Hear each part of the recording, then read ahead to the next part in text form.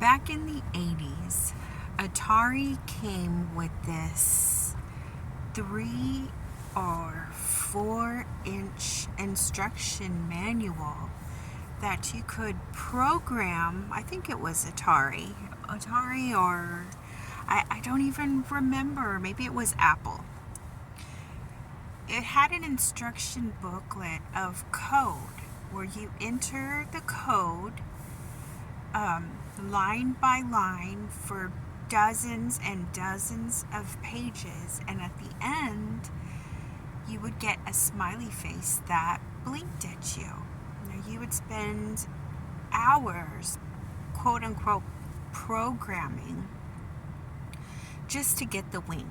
And then if you modified some of the data and put different numbers, you could get the computer to blink at a different rate.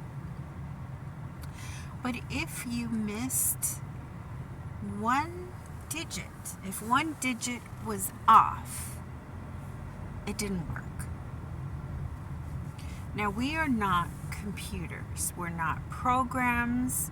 We're not perfect. We have some officers threatening me with physical violence because they don't know how to process the information that I am giving them, especially regarding their trainer, Patrick McMenemy, or however you pronounce his name.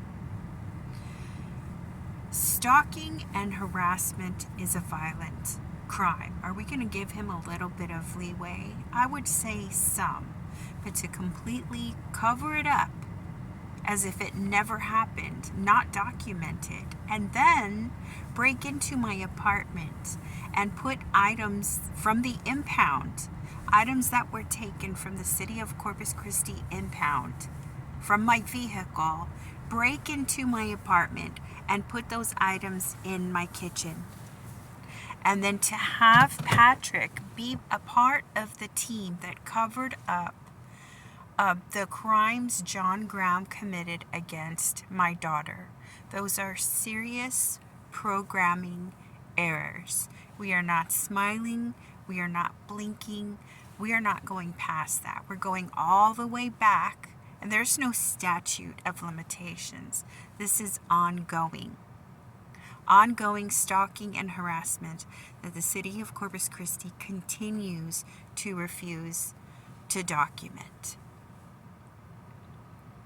And even, if you're going to delete my emails, steal the proof that I have, actually delete data, delete photographs, I have much too much information. And now you have involved law enforcement agencies all the way to Los Angeles, California, where John Graham used to be a police officer, or so he claims. Is anything that man says is true? So I can understand why you have to go to a place in your mind where you're the good people. Right over there, coincidentally, I just happened to be driving past my old house, right across from the old Ropers, whatever the hell it is now. Right over there, next to that building, I remember one female officer parking there and screaming some shit out, probably because she was fucking John. You're both fucking ugly, I don't give a shit. And I remember some officers had pulled somebody over right here. There's a fence there now, but they were yelling shit when I came home. Right here, this is now the United Way of Coastal Bend. It used to be, I think, just a random office building with random companies. And unfortunately, I didn't know what was going on at the time. But now if we go back through the years and look up which companies were housed at that location, there's going to be a security company, right? Am I right or am I right? Suck my fat dick. You know what? I have a warrant for unpaid traffic fines. So don't fucking threaten me. Pull me over and fucking do it. Fucking do it.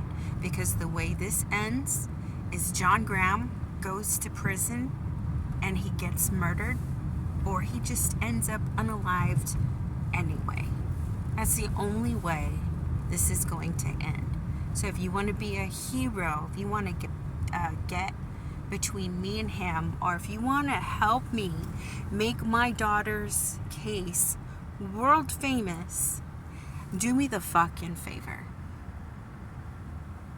I'll pull over and wait for you the next time you want to threaten me.